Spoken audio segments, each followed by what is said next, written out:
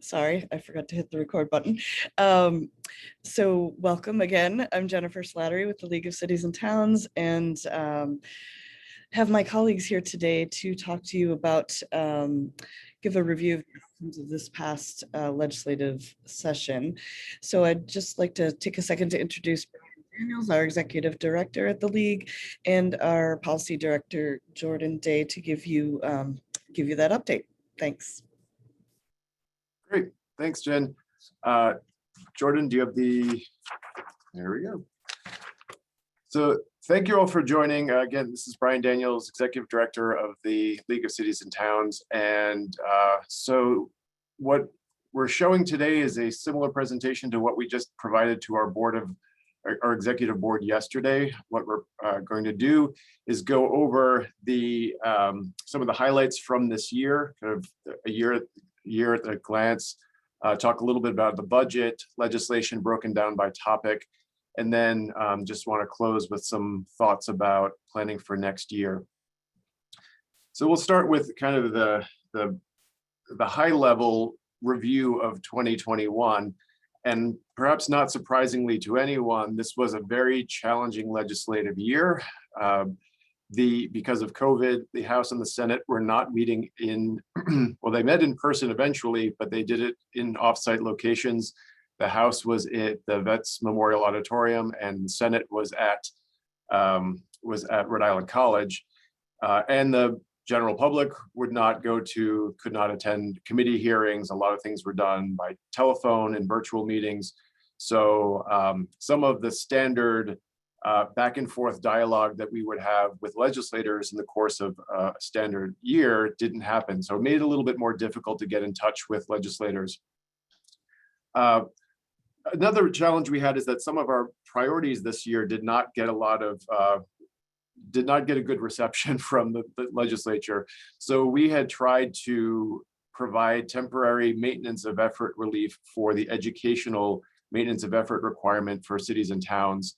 Essentially, the argument being that with so much federal dollars coming in for schools and with many school districts experiencing surpluses in recent years, that they should draw down some of those funds before asking for more funds from cities and towns. We did get hearings on those bills, but they did not end up proceeding. Our board had asked us to introduce legislation on a few workforce management components, including binding arbitration reform, reforms to the Injured on Duty program, and reforms to disability pensions for municipal employees. And we were unable to get sponsors for those, which was very frustrating as well. And I think to cap it all off, one of the biggest challenges we had is the number of bills that we were tracking increased. So part of that is because they did not meet last year or had a limited session last year. So there was kind of pent up demand to move a lot of bills, but there were also a lot of new bills affecting cities and towns. So for example, in 2019, which was the last full session, the League tracked 590 bills. This year we tracked 769. So that's a 30% increase in 2 years. So we're going to be monitoring that, see if this is a trend, if this was a one-time increase, or if this is a growing trend to have more bills introduced affecting cities and towns. The good news is the budget was generally good for municipalities and schools. I'll talk about that in a moment. And we did have some victories. One thing that was useful this year is that for various reasons, I think House and Senate leadership were more open to negotiating on bills, modifying bills that we had concerns with. So there were some bills that passed that we did not love, but we had been able to improve them somewhat. We were able to block some bad bills, sometimes in the last few days of the session, and in some cases make substantial improvements to bills. Next slide. So I'll go over the 2020 fiscal year 2022 budget. I won't spend too much time on that. There is a summary of the budget, a short summary, 4-page summary of the budget on our website.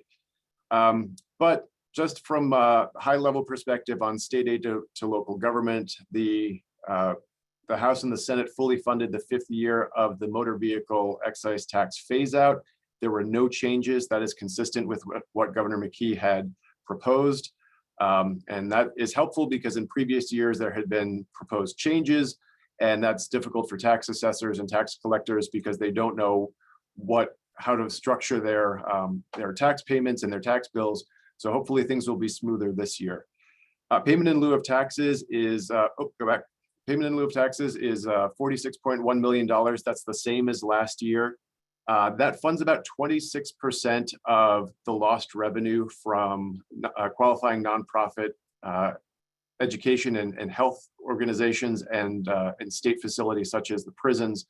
Under state law, the General Assembly is supposed to appropriate 27% of the lost revenues. This accounts for about 26%. When Governor McKee submitted the budget, he said that if there were additional revenues from the May estimating conference, he would like to see that get to the full 27%. The House did not do that. So that's something we'll be fighting for next year. And distressed communities, that is level funded at $12.4 million for the 7 communities, same as last year. Next.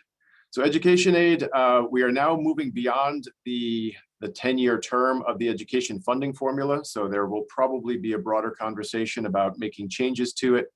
The big thing that happened this year, well, the base education funding formula was fully funded. The second component that was particularly important to cities and towns was that in many cases, school districts experienced reductions in student enrollment or enrollment in free and reduced price lunch, which is a poverty proxy indicator that's used in the funding formula.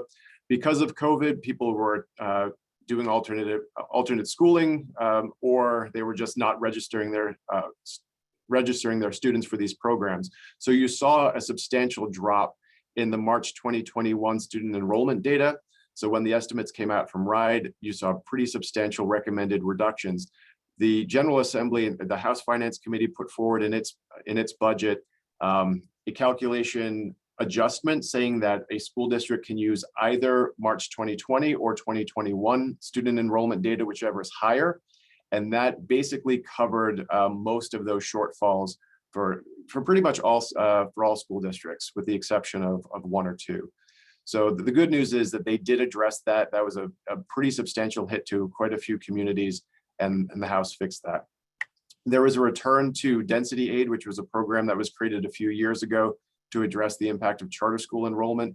So there is some improvement for communities that have a high number of students enrolled in charter schools. And then there's also a requirement. There's been an ongoing conversation about whether or not certain communities are funding their full share or their estimated share for education. So there's additional analysis that needs to be done.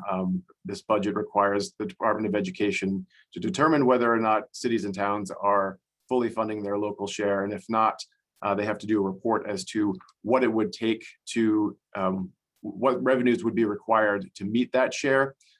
In some cases, that could be pretty substantial tax increases. So the Department of Education and the Department of Revenue's Division of Municipal Finance will evaluate those.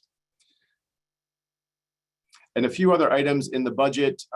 There was a lot of focus on housing in this budget. So that was in the governor's base proposal, and the House and Senate passed many of the similar provisions. So most importantly to cities and towns, there is a new, I'll take the second bullet point first. So there's an increase, oops, sorry, go back. The real estate conveyance tax is, that is a conveyance tax that's shared between cities and towns and the state. The governor had proposed a surcharge, a surtax on properties above 800,000. And that was reduced in the House and Senate version to 700,000. And that additional funds, so any additional surcharge funds from those surcharges will go into a pool, and it will help, among many things, create a stream for affordable housing. But also, to that first bullet point, it creates incentives to help cities and towns build affordable housing and new housing in areas that they have designated as housing overlay districts. If there is a denser area that cities and towns want to focus on housing development, some of the funds can be used for housing in that area, including technical assistance. And one thing that we've heard about a great deal from some communities is that the tax revenues from new housing don't necessarily cover the costs of educating students who may live in or move into those homes. So the budget includes a provision similar to something that Massachusetts does that says the state will make up any difference or any shortfall between local tax revenues from new housing and the costs of educating those students. So that's something that we will be monitoring to make sure that it is implemented, but that should be a substantial assistance for cities and towns. And then notably, the budget did not include marijuana legalization for adult use. That had been in Governor McKee's proposal. The House and Senate both had their separate versions, and it sounds like this is going to get hashed out in the possible fall session. Next slide.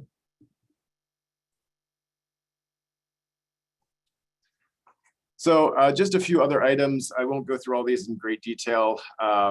I think one of the big things is that, as you may have seen, there was a move by the General Assembly to limit the ability for the governor to declare a state of emergency to 180 days. The General Assembly would have to agree to any extension. It also clarified that the General Assembly will have authority over the American Rescue Plan dollars that have come through on the state side. So that's another reason for the fall session. They will be working to figure out how to spend some of those dollars. The other few items are less impactful. License plate reissuance. The reason that matters for cities and towns is that when you do the license plate reissuance, you can usually clean up your motor vehicle tax rolls. You can bring some vehicles onto the tax rolls. So there's potentially some revenue increase that will occur at that point. It moves the Municipal Infrastructure Grant Program to the Rhode Island Infrastructure Bank, which we had supported. We think that's a much better location for it than the Department of Administration because the Rhode Island Infrastructure Bank works so much with cities and towns. And also it eliminates a provision that's in state law that says that state funds may not be used to support the program. So we expect that the state may be putting some of its federal dollars in. So we're excited about that.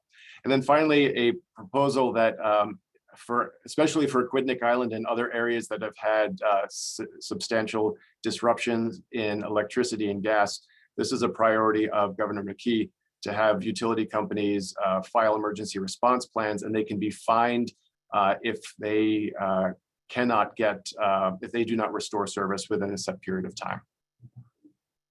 Next slide.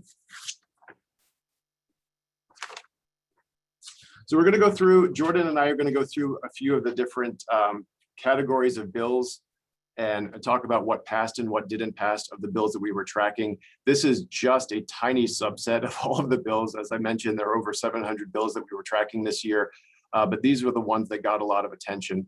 So the first one, there's a statewide e-permitting program. There are about, I want to say 31 cities and towns that participate in the state's e-permitting program. So that connects the building code office, fire marshal, and a number of different state agencies and cities and towns for purposes of plan review and other types of building permits.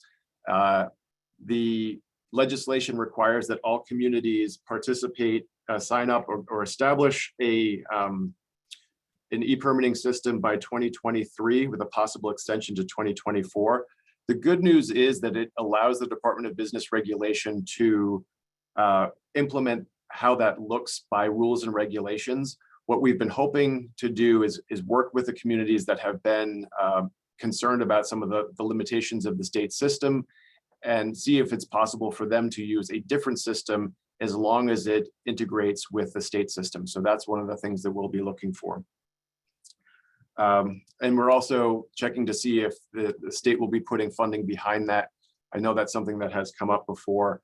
The speaker expressed interest in putting some funding behind that to encourage people to do that, but we've not seen that yet.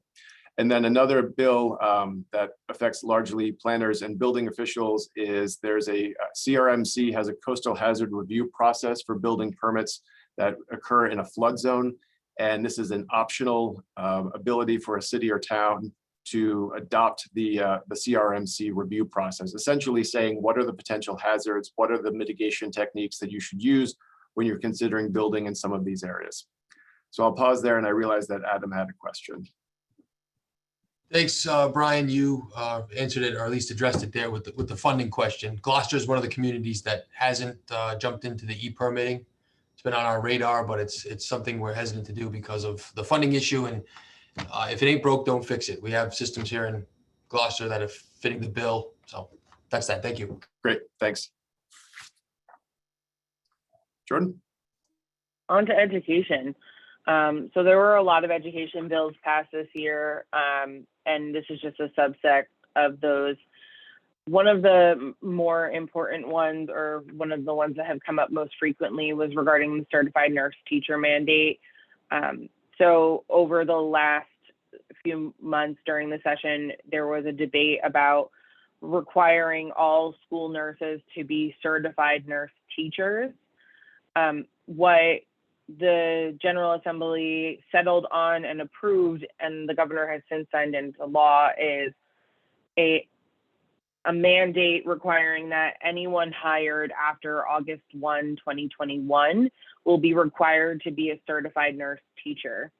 All current school nurses are grandfathered in, and if any school nurse opts to seek employment in another district, they will then have to be certified beyond that.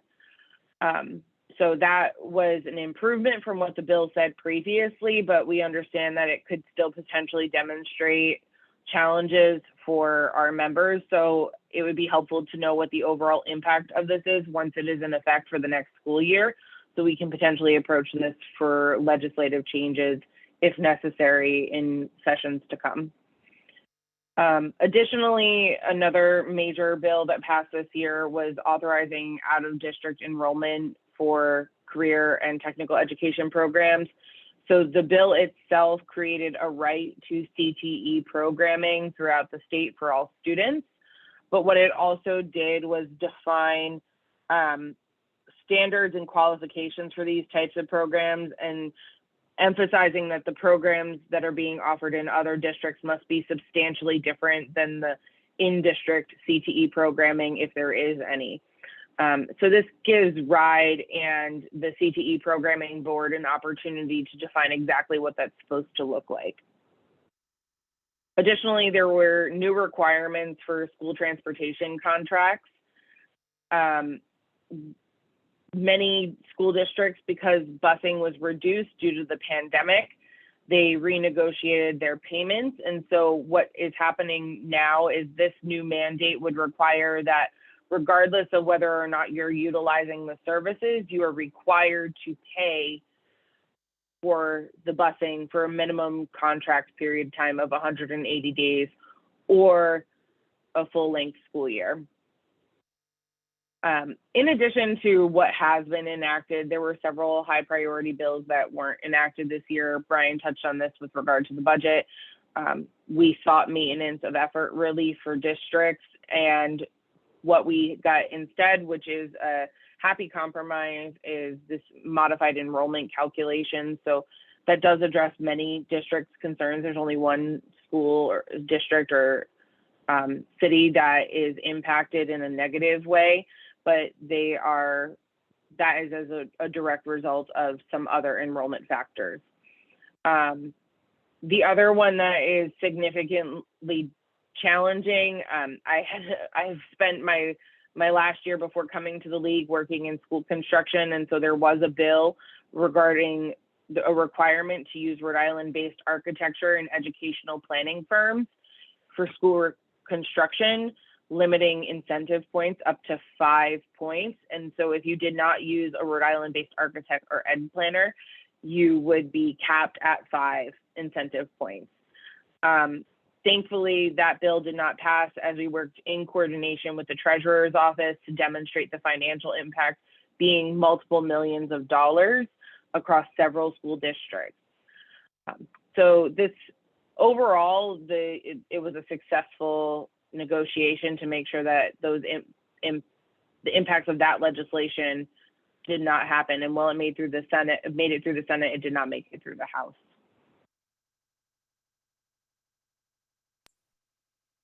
I'm just wondering if we should do questions after each slide or do them at the end. I don't know, Jen, if you have a preference.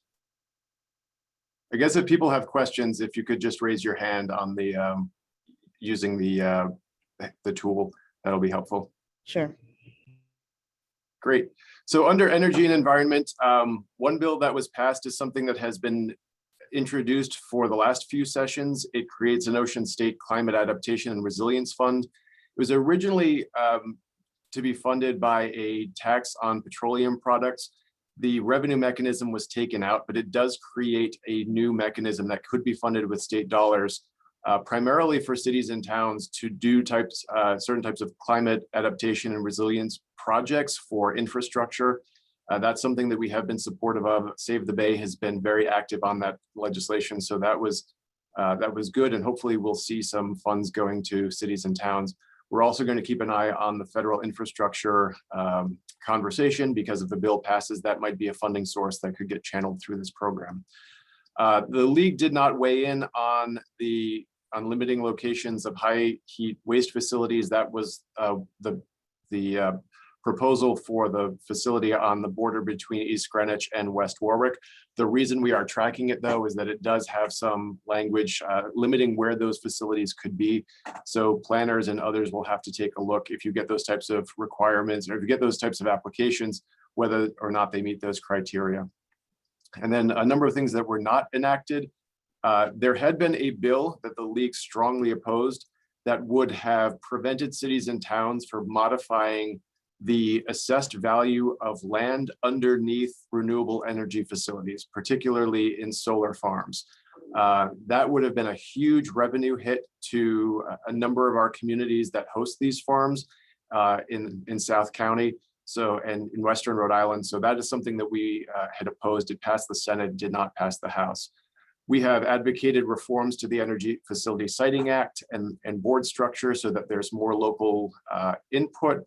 That came close this year. It's been close the last few years. We did not get it across the finish line, but we're hoping that there's good momentum going forward. Some communities were interested in modifying the renewable energy standard, so increasing the percentage of electricity that would have to come from renewable sources. That did not pass. I believe that passed the Senate, but not the House. The statewide plastic bag ban also passed the Senate and not the House. The reason we were tracking that is the Senate bill specifically had local preemption language that said that cities and towns could not enact more stringent standards. We know that certain cities and towns were on the cutting edge in this area, and that they have enacted plastic bag bans, many of which, the language of which really inform the state's law. We want to make sure that cities and towns still have that authority to modify as necessary, particularly because they're in charge, largely charged with enforcement. And the last is PFAS, also known as forever chemicals. There was a bill to establish standards and limitations on those. That did not pass. The reason the league has been paying attention to that is because firefighter foam, not as much in current use, but in prior use, has been known to include PFAS. So you may have groundwater contamination or other type of contamination because of that foam and have a municipal liability, but those standards did not pass. We do expect the Department of Health to be putting out a rule on that relatively soon. Labor, this is always a fun year, a fun topic. This is actually, as things go, was not a bad year from a labor perspective. We did not have any high profile bills like the Evergreen contract bill or firefighter cancer or firefighter overtime that have been opposed by the league in the past. The big thing that we did focus on, there was legislation that would have made some modifications to police and fire and their eligibility to get accidental disability pensions. And right now, a policeman or a firefighter has to apply for a disability pension prior to the age of 65. The argument being that once you're getting over 65, these are very physical jobs, and it's harder to determine. You don't want to encourage people to stay on the force after 65. But more challengingly, there was that language in there that would have pulled a requirement that the disability not be the result of age or length of service. And the reason that matters, I sit on the disability subcommittee of the retirement board. we see quite a few applications where somebody is injured at work and heals from that injury, but has an underlying condition like diabetic neuropathy or has arthritis, and they claim that that is the result of the accident. Our medical directors can generally determine what the difference is. So we have denied quite a few applications because of the disability. It was because of age or length of service, not because of an actual work-related incident. So we did work with the treasurer's office to determine the impact of that. That was a very expensive change. It was over $1.5 million per year, that age and length of service revision. So fortunately, we got that pulled out. Once we flagged that, we worked very closely with the treasurer's office again on that. And the bill does change the eligibility age, but that should have a de minimis impact on cities and towns from a fiscal standpoint. The next three items are really just more, they do not specifically affect cities and towns, but we just wanted to make sure, particularly the HR people, were familiar with these changes. There are some gender parity requirements, employee protections. There's a new formula for workers' compensation. It's relatively minor change, so it shouldn't have a huge impact. The Interlocal Risk Management Trust is on the Workers' Compensation Advisory Board, so they were involved in that conversation. And then another high profile change was that the minimum wage will be increased to $15 per hour by October 2024. We did well when it comes to stopping bills. We blocked, I shouldn't say we blocked, but the House did not pass evergreen contracts for police and fire that had passed by the Senate, and the House did not act on it. The Senate also passed binding arbitration for municipal employees on financial issues. The House did not support that as well. We also tried to modify a bill. We supported a legislation by Representative Patricia Morgan to modify the firefighter overtime bill that came out a couple of years ago. You may have seen Jim Hummel did some reporting on the impact of that in Warwick. We were supportive of those changes to take out paid leave from the base number of hours worked. So if you have sick time or vacation time, those would not count toward your hours worked. Unfortunately, that was not successful.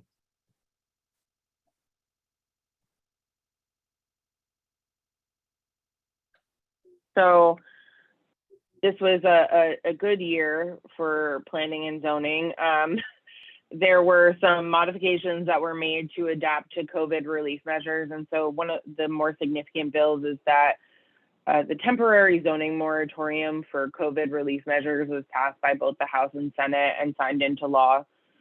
This requires that any temporary structures or temporary easements of sorts that you've already authorized in your community must be maintained as they're related to specific COVID relief measures, not anything that would have been in effect prior to COVID. So anything that you made exceptions for, that's really where it applies. It would be effective until April 1st of 2022. There were several different pieces of language. Originally, it was going to be a year, then it was 6 months from the date of the emergency being rescinded. And so with some changes in the budget, they felt it was safer to make that effective April 1 or ended on April 1, 2022. There are two commissions that were selected by or put in place by the House, and those have specific designees. I don't believe we have specific seats on those. Brian would be able to remember probably better than I can.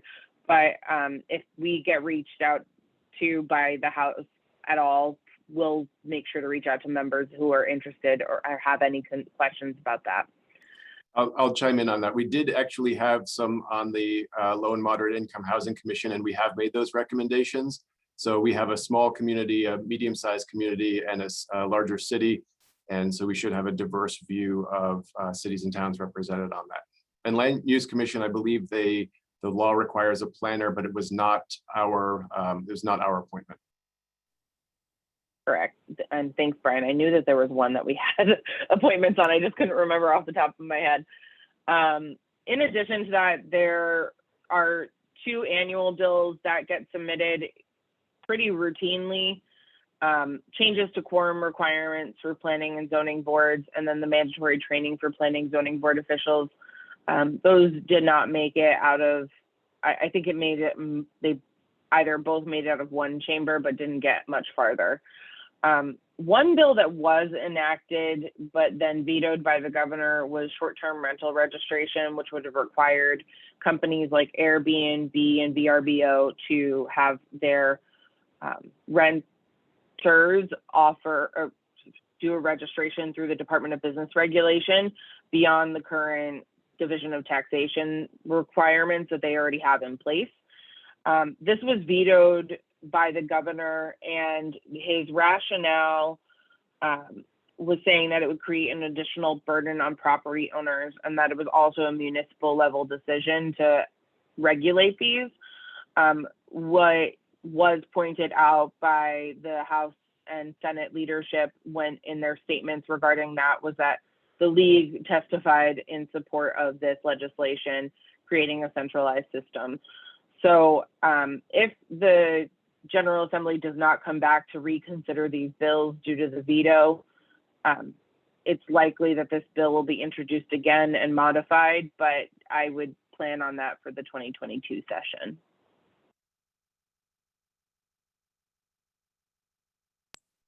Great. There were a few public safety bills that passed this year.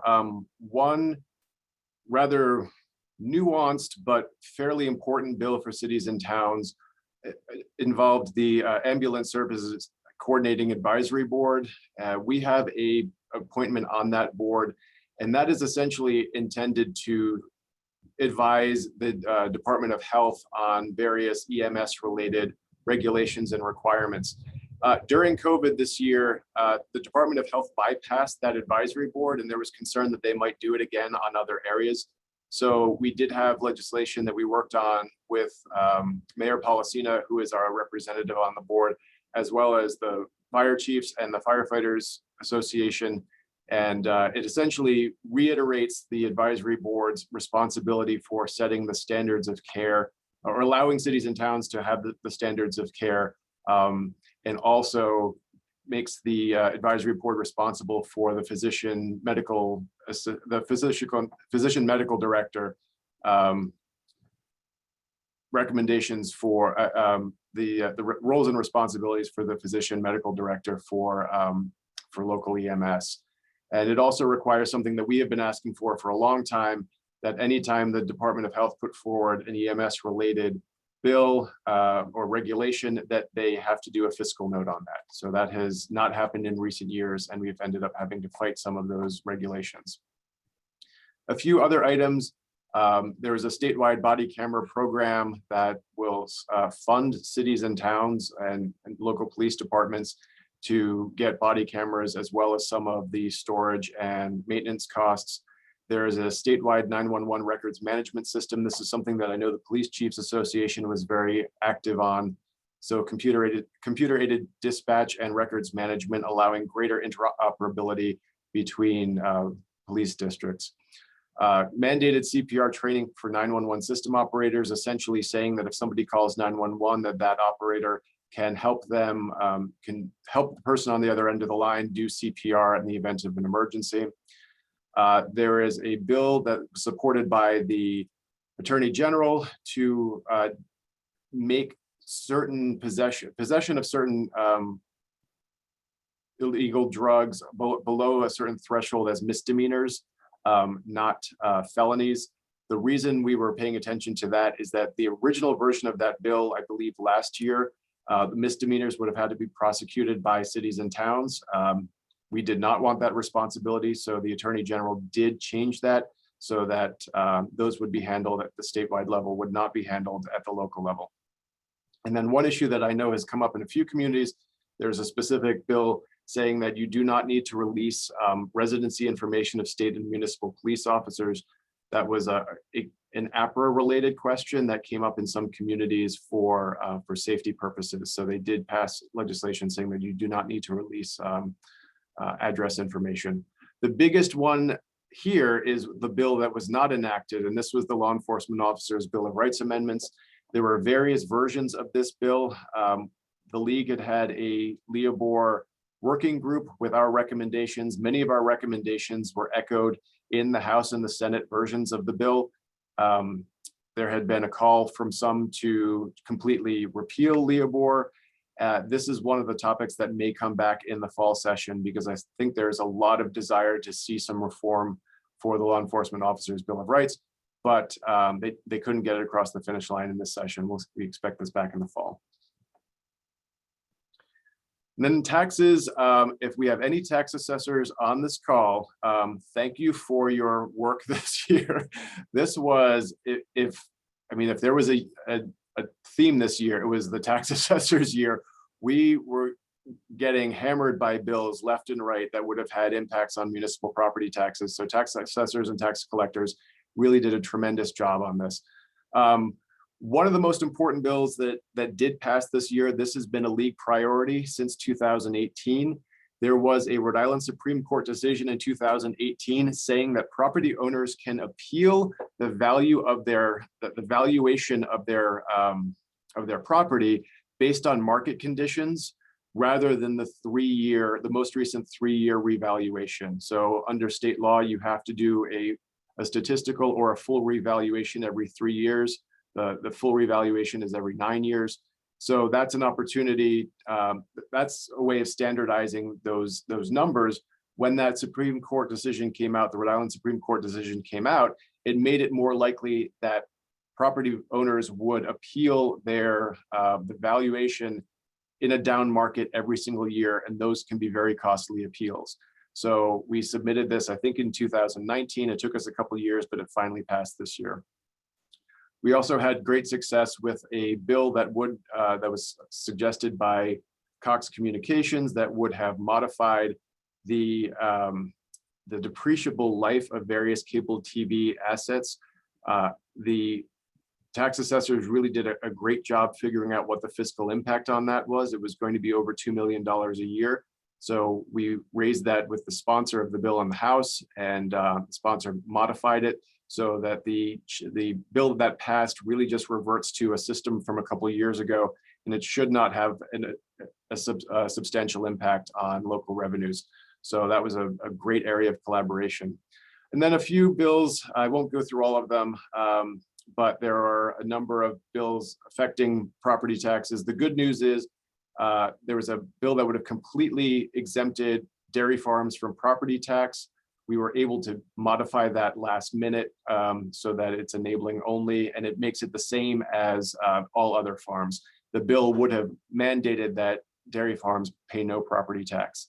And then a few other things that the tax assessors we've shared with on some of these other topics, so I won't go over them.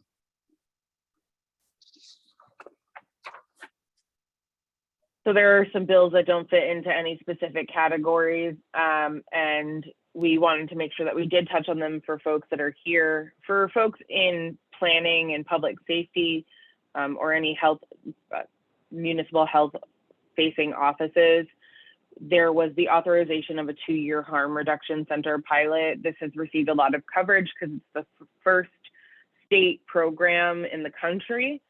It is a 2-year pilot. As I mentioned, it was reduced from 5 to 2 years, making it a little bit shorter. And it does require that there is municipal approval from the respective city or town council before the harm reduction center is established within a community.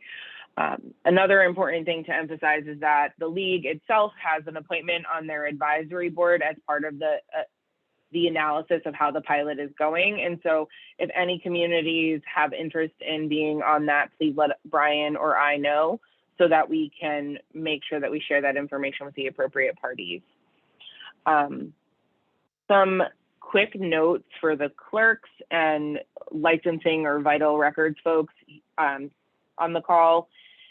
There was the solemnization of marriage bill that got passed this year, which moves everything over to the executive branch from the legislative branch on solemnization bills.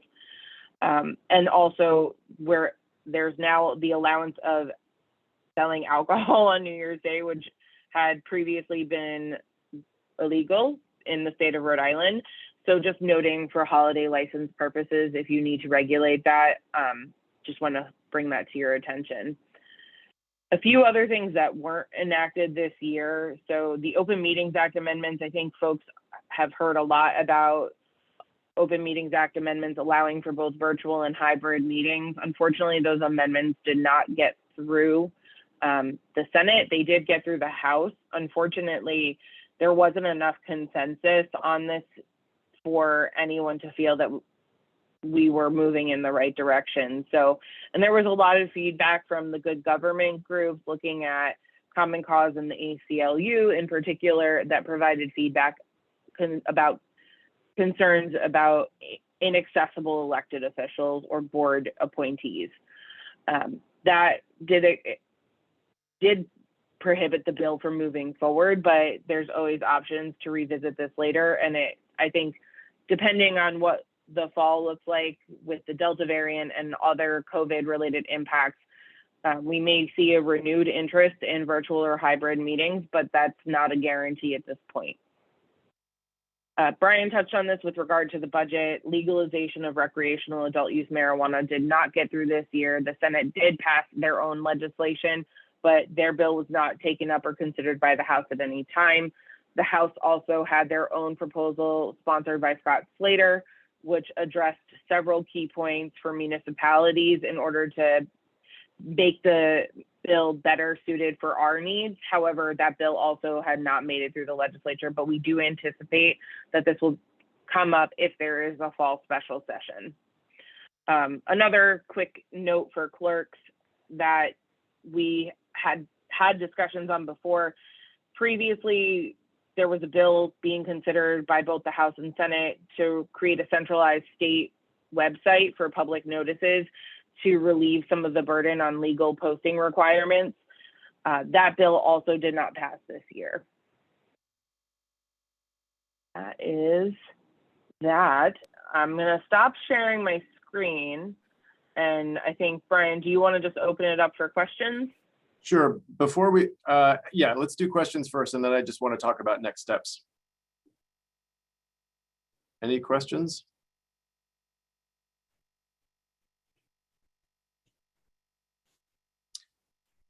Okay, then we'll go to next steps.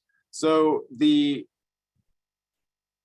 is, as many of you know, the legislative process is even though the session is January to June, we try to treat the legislative process as a year-round endeavor. So we will be sending out, as we normally do, our legislative priority survey. So we will say, what are the things that are important to you?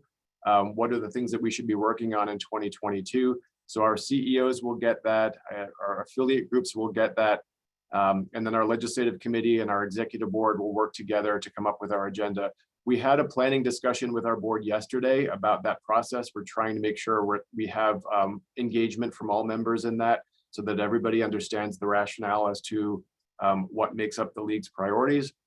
But I would highly encourage, particularly the affiliate groups, if you can think of things that you would like legislation on, please let us know that as soon as possible. We might be able to help you with that. We might be able to work with you on finding sponsors and so forth. So as we're working to develop our own agenda, we want to make sure that the affiliates are also thinking about that. It doesn't need to be large groundbreaking legislation. Sometimes it can just be small tweaks to processes or reporting requirements that drive you crazy. In many cases, those can be very effective changes that can improve your lives with minimal legislative lifting. So I would encourage you all to think about that and fill out the legislative priority survey if that ends up in your inbox. Jordan, anything else? No, I do want to just emphasize that we're trying to look at the year in a holistic way, and that we're really trying to work with folks that are on this call, all the affiliates, to really get a deeper understanding of issues and try to be really proactive. And I think that we as a group are really well suited to kind of come together on issues that uniquely affect us all. And so it'll be really interesting to see how we work together while we start planning earlier, and really start working earlier this summer and into the early fall about what 2022 will look like, while we're also still potentially dealing with the aftermath of a 2021 legislative session. So if folks also have any questions or concerns about what might be coming up in the fall, of course, Brian and I are available to talk through that, or if there are any questions about bills that are still pending that you're worried about coming up in the fall, please let us know. And before we close, we've had a couple questions on the some of the housing provisions in the budget. I'm going to share some information now, if you just bear with me. I have these in an email. I just need to find them.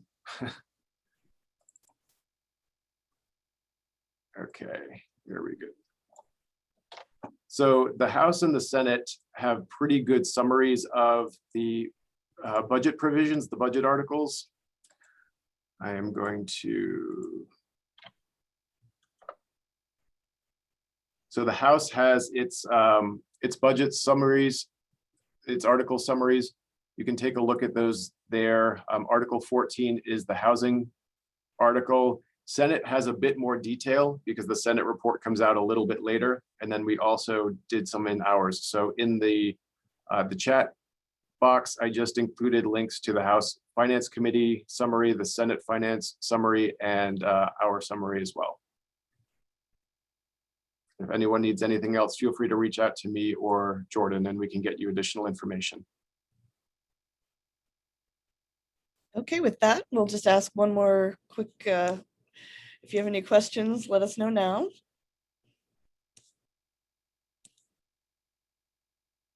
And seeing no takers, we'll Good. thank No, you. go ahead, sir. Thanks so much for coming today, and stay tuned for our next sessions. It'll be advertised soon.